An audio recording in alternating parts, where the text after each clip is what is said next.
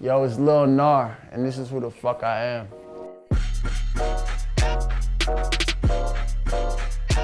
You know, I was born in Oakland, lived all around the Bay, like Richmond, like El Cerrito, like Oakland, like all that shit. And I moved to Atlanta when I was maybe like 11 or some shit like that.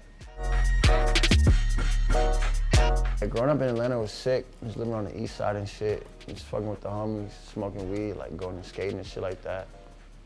Just getting into bullshit, you know. I started skating probably like 9 years ago. And I started fucking with that shit. My stepbrother stole a board from a kid a few blocks away. And he took that shit, and then we just fucked around on the shit for one day, and then I just loved it from then, come clean. Saved up money a couple months, got my own shit, and then it was lit.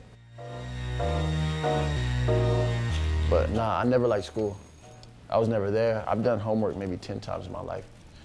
But that's not to say I'm dumb, you know, I just didn't fuck with school. I liked reading on my own time and doing my own shit, but like, I never fucked with school. When I didn't go to school, I would skate all day, like skip school and go skate all the time. Skip school, go skate, like smoke weed, just kick it really, but it was mostly skating. I would skip school to go skate.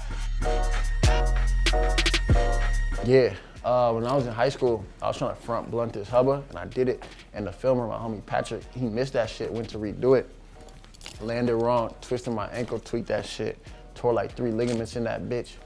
I was in like a wheelchair in high school for a few months, like in the wheelchair like senior year. Like, was on crutches, had to go to physical therapy to be able to go to prom and shit. My shit was like fucked up, like. Clothes definitely led me into music, cause just through making the clothes, I was already freestyling, whatever, just like, I've always loved music, but like, through making the clothes, all my homies became artists. Cause you know, streetwear and rap is hand in hand, like niggas gotta get fly, niggas wearing clothes, like niggas gotta swag out, so like, all my homies became artists through making the clothes, and that shit just made sense. Yeah, when I was 18, I was doing narcotic. I was selling my clothes and shit. I was still involved in some bullshit because the brand ain't fully take off for a couple years, but I was definitely doing that shit.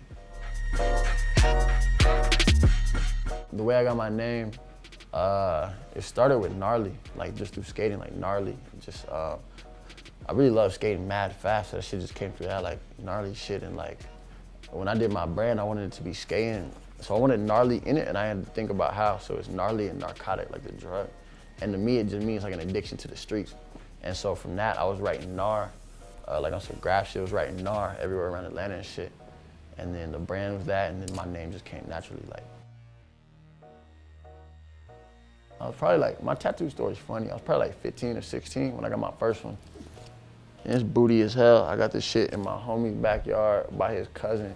No lights out that bitch, it's dark, like, I feel it's supposed to be a skateboard. He's tattooing, he starts doing this on a line that's supposed to be like that.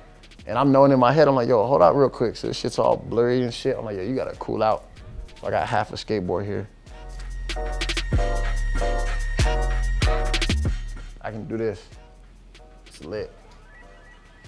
That shit look broken, ain't it? That shit not broken, we lit.